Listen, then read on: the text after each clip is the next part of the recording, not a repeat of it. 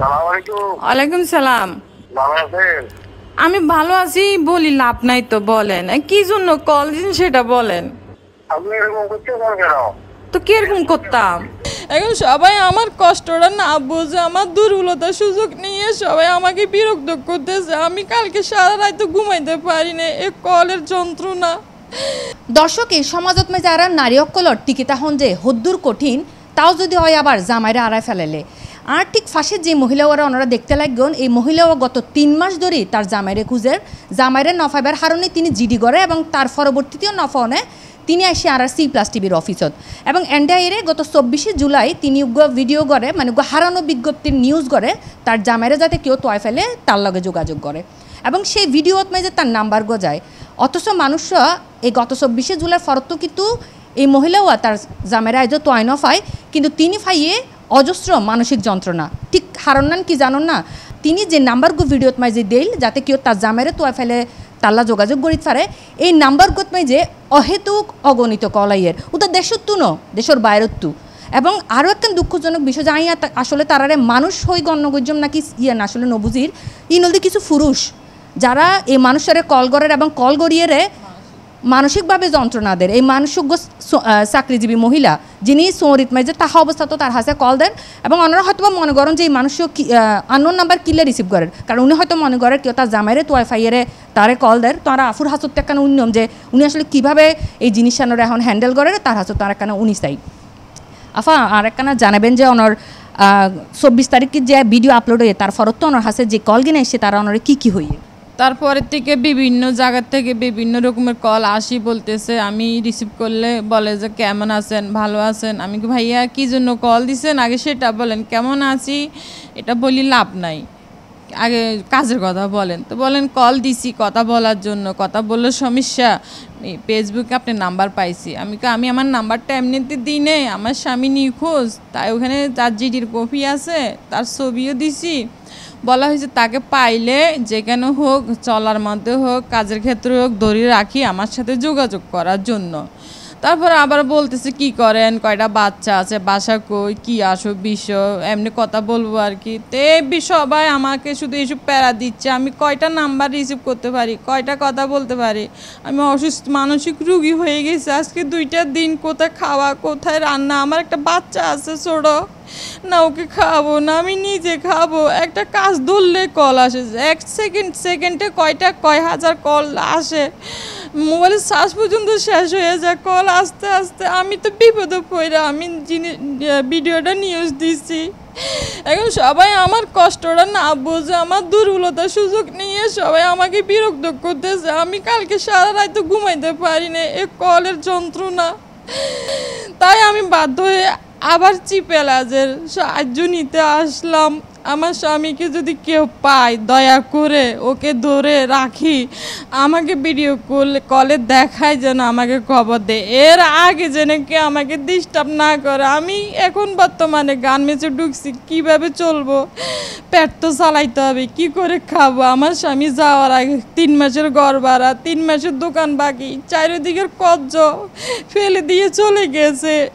এমনিতে মানুষ আমাকে যন্ত্রণা দিচ্ছে কর্জের জন্য, দোকান বাকির জন্য। আমি চারিদিকে একটা মানসিক যন্ত্রণার মধ্যে আছি। এর মধ্যে আমি আসছি ভালোর জন্য, যে হেল্প নেওয়ার জন্য। এইখানে আমাকে আরও কল দিয়ে আমি আরও অসুস্থ হয়ে গেছি। এখন যেখানে আমি সহযোগিতা পাবো, আমারও উপকার হবে, আমার স্বামীটাকে পাবো, ওইখানে তো আমার আরও সমস্যা হয়ে যাইতেছে। এখন দয়া করে দর্শকের কাছে আমার একটাই অনুরোধ, সবাই ঘরে মা বোন আছে, আমার বাপ নাই, ভাই নাই, আমি এখন খুবই অসহায়।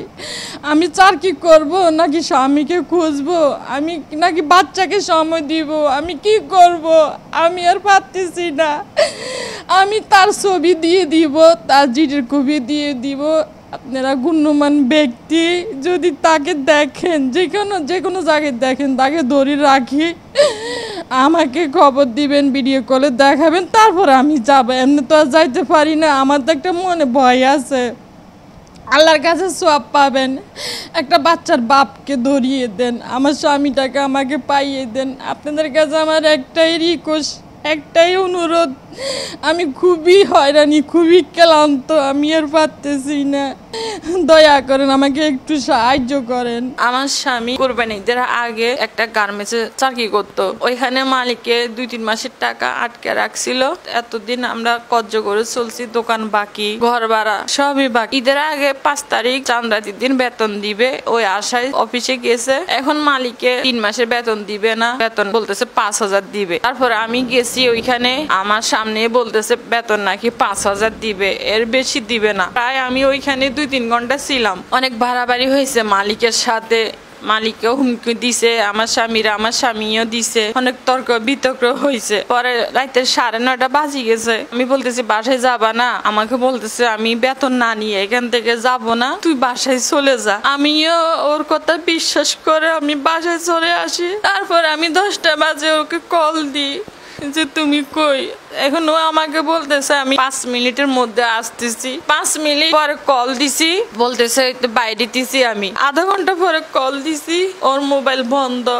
আসলে বোধজনে জানতো স্যার যে আসলেই কি হোনাকান গার্মেন্টসত মধ্যে ইল্লা ঘটনা ঘটিল কিনা, অনেকখানে সেই গার্মেন্টসের নাম মান এবং ঠিকানা যদি একা জানাইতেন। অনর স্বামী যে গার্মেন্টসত মধ্যে চুরি করতো এবং যেড়ে ঘটনা ঘটিল যে বেতন ন দেয় ইতার নাম এবং ঠিকানা যদি একা জানাইতেন।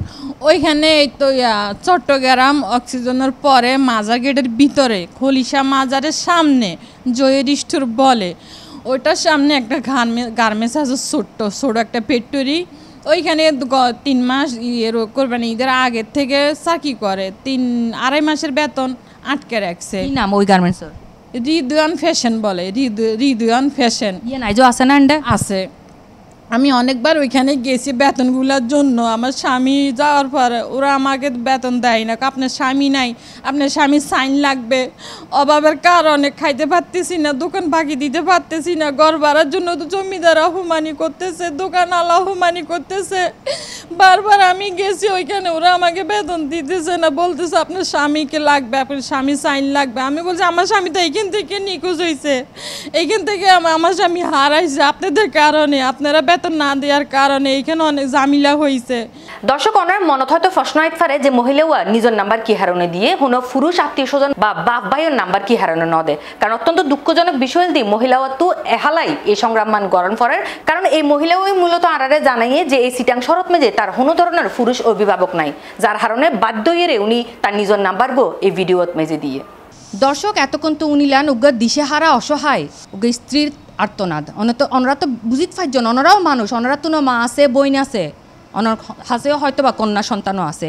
তো এইভাবে গরি উগ্র মানুষ, অসহায় মানুষের এই দুর্বলতার সুযোগ লইয়ে এভাবে ওনারা কল দিয়ে তারা বিরক্ত নকরজন। ওনারা যদি সত্যি তার জামাইরে তো আইফোন তোলেই মাত্র তারা ফোন দিয়ন, আর নয়তো আরেকখান হতা হয়ে দিন। যারা যারা এইভাবে বিরক্ত করতে আসেন এবং এই ধরনের বিরক্ত যদি আবারও করতে তাহন আরা কিন্তু পরবর্তীতে তারা নাম্বারগুলো লইয়ে আর পেজত মেজে দিয়ে দিয়ম। তাহলে এই সময় হয়তো ওনারা বুঝিবেন যেভাবে মানুষের কষ্ট দিলে ইয়ানো কিন্তু ঠিক নয়।